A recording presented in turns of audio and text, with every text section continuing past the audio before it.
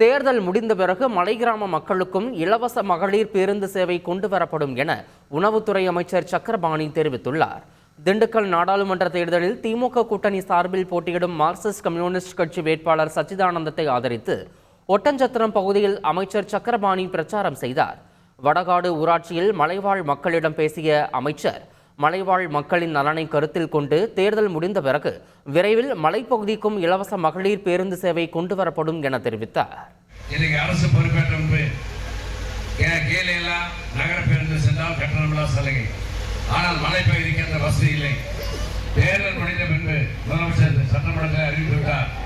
கொடைக்கானல், வால்பாறை, நீலகிரி, ஏலகிரி, அதே மாதிரி நமது கல்வராயன் மலை, அதே மாதிரி நமது வடகாடு, சிறுமலை போன்ற பகுதிக்கு தேர்தல் முடிந்த உடனே அதற்காக தனி பேருந்து 3000 பேருந்துகள் வாங்குகிறார்கள்.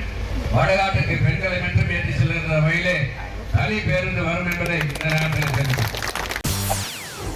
செய்திகளை உடனுக்குடன் தெரிந்து கொள்ள உடனே சப்ஸ்கிரைப் பண்ணுங்க.